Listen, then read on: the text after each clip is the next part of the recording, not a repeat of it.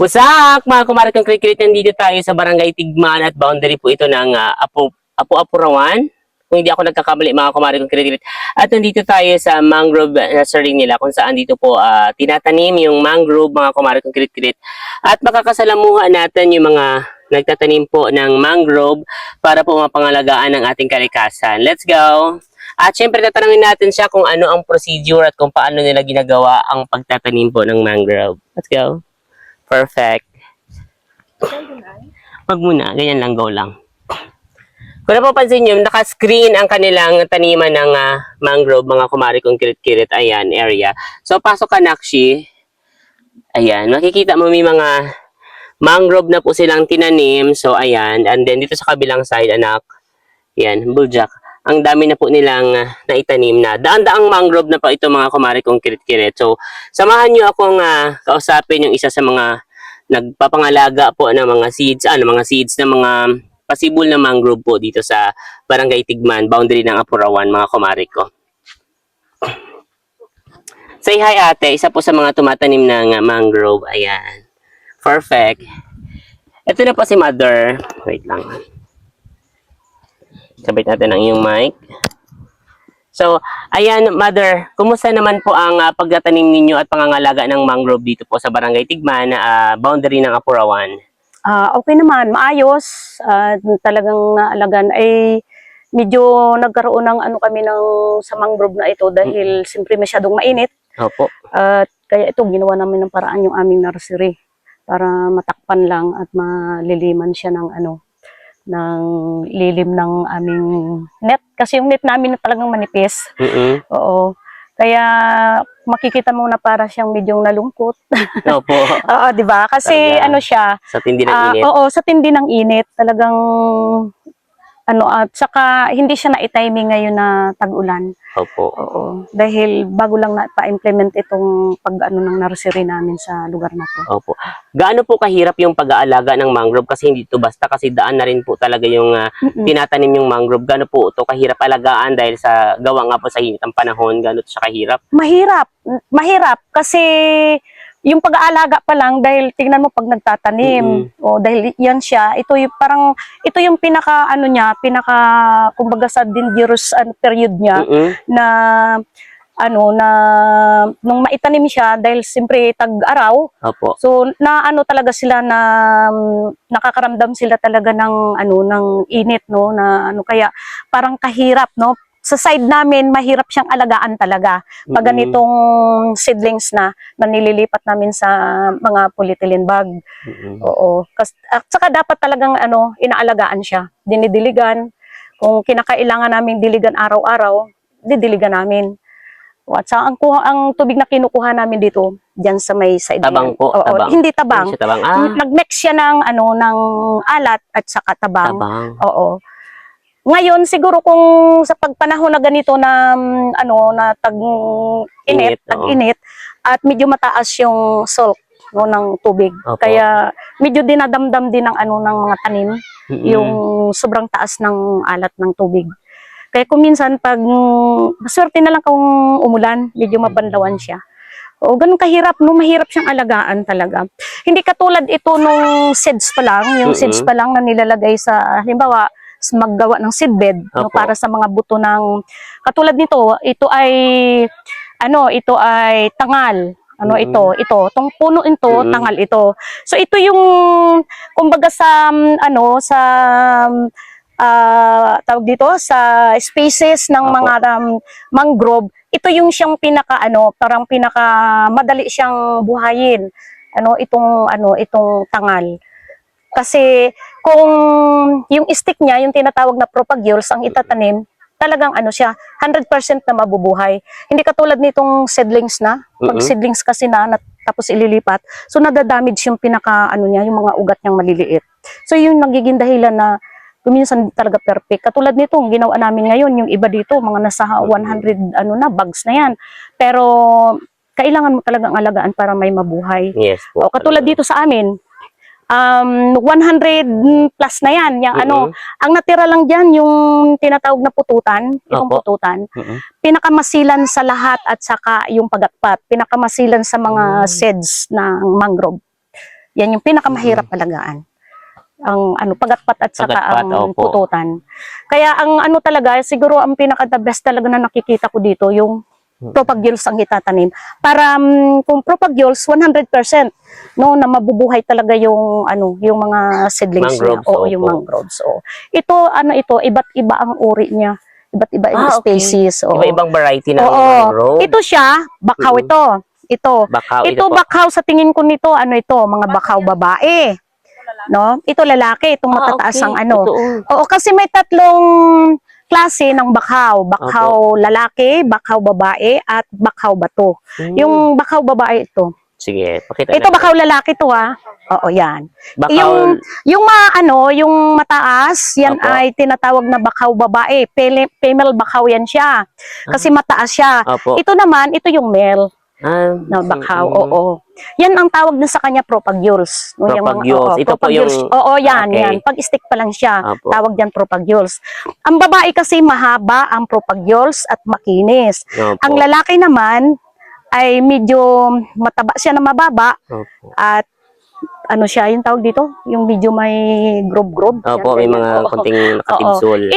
Ito naman ang ano ito ang tangal. Tangal, Oo. tinatawag. Oo, pero ito dito sa Apua Purawan ay endangered ano na siya, Ay, endangered species. na siya. Oo, Opo. kasi nga ito yung madalas na inaano ng tao. Pinuputol. Pinuputol. Kasi kung inuuling siya, first class na uling. Bali, ito pa ito mataas. Oo, lumalaki ito Okay. siya. So, kaya dahilan Lumalaking ng- puno. Halos kung pinuputol. kung inaalagaan lang talaga siya ng tao, yung isang puno niya halos hindi mayakap yan ng tao sa laki niya. Okay, lumalaki Oo. talaga siya. Pero ito talaga yung ano, kasi kumbaga sa ano, mahalaga siya itong tangal. Kasi ito yung ginagamit sa Malaysia ngayon na pangpina sa tela.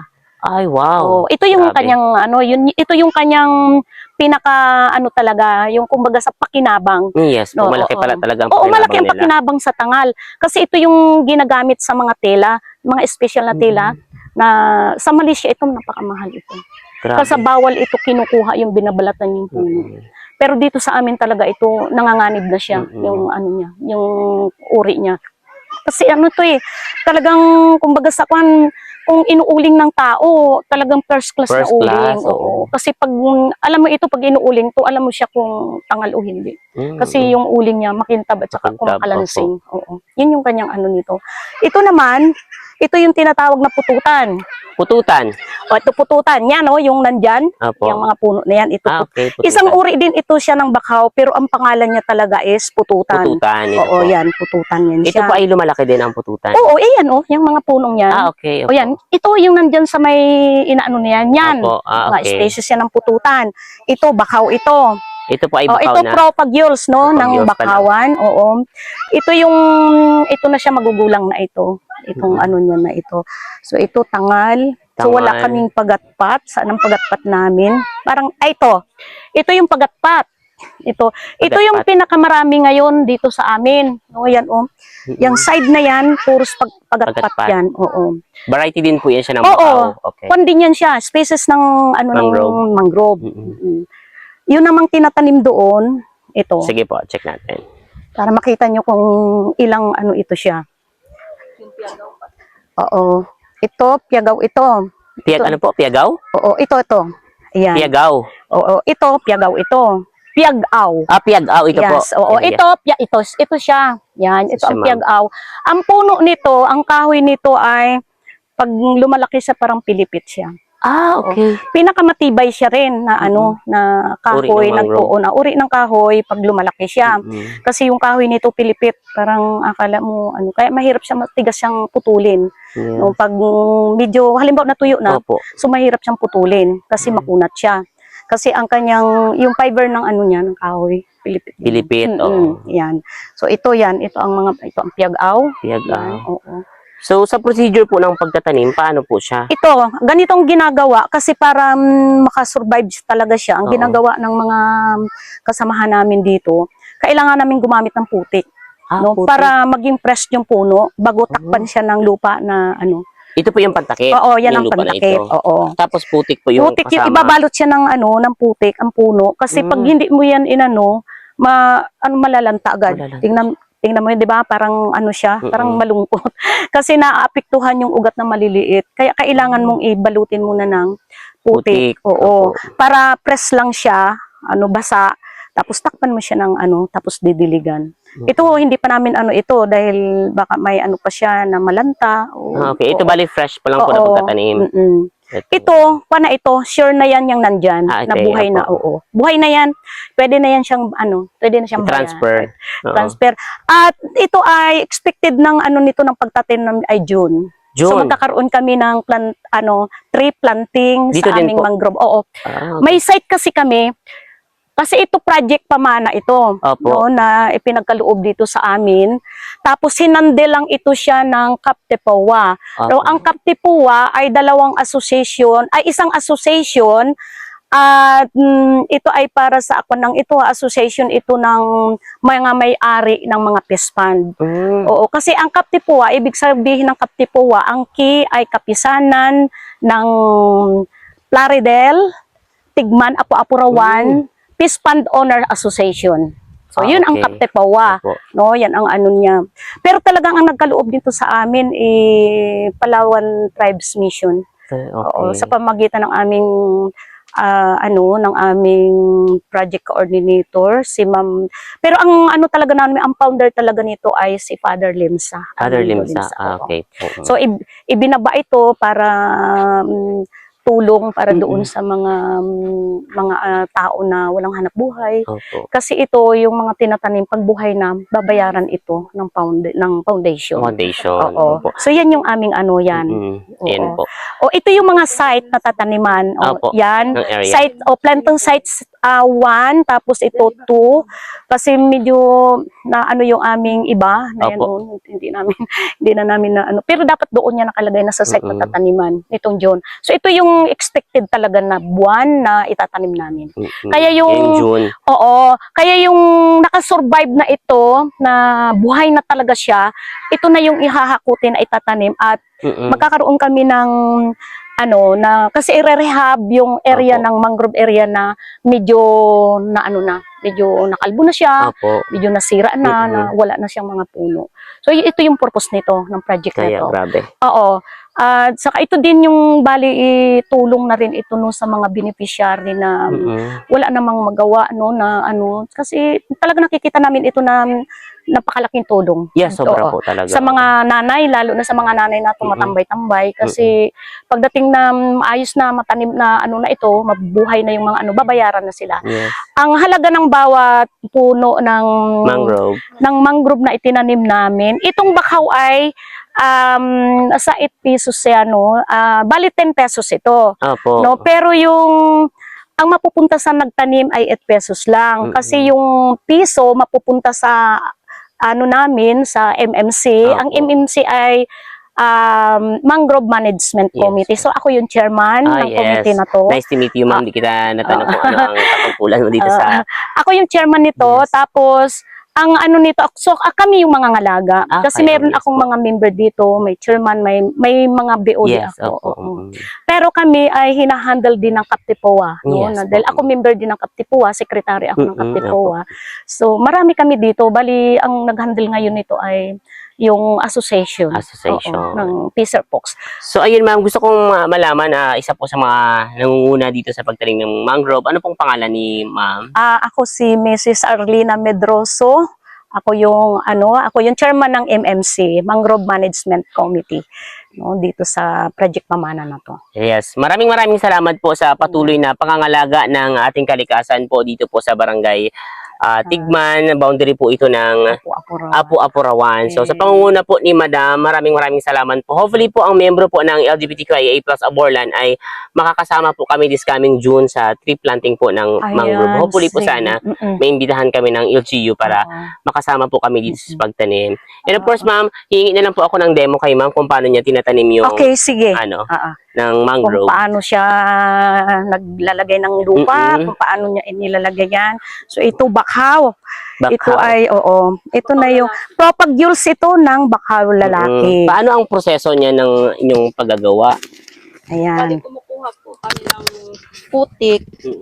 Putik para sure siya kasi yung pag buhangin, pag pure buhangin lang, parang madali ma-absorb yung tubig, natutuyo siya din. Parang Mainit. mainit din sa pakiramdam ng tanim. Opo. Kaya putik po, kumukuha kami doon sa kanal. Tapos ganito lang, lagay namin. Lagay na dyan. Opo. Tapos, yun, Usually, lagay ma'am, namin. ilang days tinatagal nito bago makasurvive? Ilang months? Bali, nung naobserbahan ko itong aming, sa ano lang nga, sa Tangal, naobserbahan namin ito, nasa 15 days na ito eh. 15 Oo, 15 days. Pero hindi lahat nakasurvive, no? Kasi talagang, kung baga sa ano, yung init ang nag-ano sa kanya talaga. Kaya, Kalaban po talaga. oo, lumalaban. Hindi talaga siya nakakalaban dahil nga, siyempre nililipat siya. Galing siya sa, galing na siya doon sa mangrove, Opo. tapos binubunot, no? Tapos pagkabunot, sibir bibit-bitin kung gaano kalayo pa yun. Kaya medyo parang na ano din yung puno niya. Siyempre alam mo niya ang halaman na i-stress, Opo. di ba? At na pag binubunot yung mga maliliit niyang mga ugat, so nada-damage din. At ang sentro, yung pinaka-center na ugat ng ano no, ng mangrove. bakhaw na ano din. Oo. So, hindi talaga siya basta bunot-bunot lang. Oo, kaya kailangan gumamit ka rin ng, kung sabi ko nga sa kanila, kung po pwede lang na ako nandyan lang sa tabi, pwedeng anuhin ibubul out na lang siya, Opo, tapos ilagay sa isang polybag para sure talagang mabubuhay. Pero pag ganitong binubunot talaga sa mangrove area, ang hirap. Mahirap po talaga siya. Kasi nai-stress talaga siya, parang tao din, di ba? Talaga po. Problemado din siya dahil simple papasanin mo papapunta dito. Ayan, kaya ganyan. Pero itong Propagiols, no, hindi ito siya masyadong masilan. Ah, okay po. Oo, kasi ano siya, wala pa siyang ugat. At saka stick pa lang siya, Propagiols pa lang siya. Pero sure ka na pag Propagiols ang tinatanim, sure 100% na bubuhay siya po pag siya. maalagaan siya. Oo. Yun yung maganda sa Propagiols. Ang bakhaw lang kasi maraming ang Tangal may Propagiols din. Kaya lang simpre maliliit siya. Opo, maliliit maliliit ang ang Propagiols niya. So ang tawag niyan kasi Propagiols, no, yung pinaka ng niya. Kumbaga sa mga buto. Buto-buto. Oo, yan. Kaya yan ang at saka yung pag namin sa nursery na to, nag-training din kami sa WP. Yes po. Kasi hindi po talaga basta yung Oo, ng saka nursery hindi sa baka. at saka kailangan makaklasify din namin, makilala namin kung siya, kung siya ba'y tangal, pagatpat, Opo. at siya ba ay lalaking bakawan o siya ba ay batong bakawan. O kasi hindi namin paalam hindi kami masyadong Pero sa iba pamilyar sila doon, no, sa mga ganito. Pero nung napag-aralan namin, nung pag-seminar namin, so nakilala namin kung ano talaga siya, kung anong uri siya ng So, ayan, kaya sabi ko nga sa kanila, pwede kayong magkumuha ng mga Propagiols na itatanim. So ito, maghihintay pa kami na siya ay magkakaroon ng dahon. Opo. Bago siya ililipat sa area na i-rehab. Oo. So ito yung namin Area? number 1 at saka ito po yung site na ito yung mga site, no, yung mga ito namang area na yan, ito yung project na yan namin sa din sa Pamana din. Yan yung aming magiging aquaselby. Opo. No, yan yung area niyan dahil yan ay lalagyan ng magkakaroon ng crab fattening at saka bangus production. Okay. Medyo malawak. Ito naman project ito ng Kaptepoa ngayon. Kaptepoa, oo. Siyang may hawak nito. Ang president ng Kaptepoa, si Mr. Romeo Barabad. Siya yung president namin. At isa din siya sa binigyan ng tungkulin ng Pamana bilang Bantay Bakhaw. Bantay Bakhaw, opo. Bantay Bakhaw. So, ayun po, dikit po tayo dito konti. So, ayun po mga kumaro kong kirit-kirita, dito nga tayo at siyempre nakasalamuhan natin ay isa sa nangangalaga po ng mangrove po dito sa barangay Tigman, boundary ng Apu-Apurawan. Maraming salamat ma'am sa patuloy na pangangalaga ng ating kalikasan. And of course, sa lahat po ng mga makakapanood, please follow, like, and share. And siyempre, patuloy po nating pangalagaan ang ating kalikasan. Siyempre at nangunguna pa nga po dito ang ating mga inang mga kababaihan na nangangalaga nating kalikasan. Yan ma'am, maraming salamat. Nice to meet you po sa Kirit-Kirit. And maraming salamat din sa pagdalaw niyo sa aming project. Thank you po. Okay, Thank you. Thank you. Picture kami,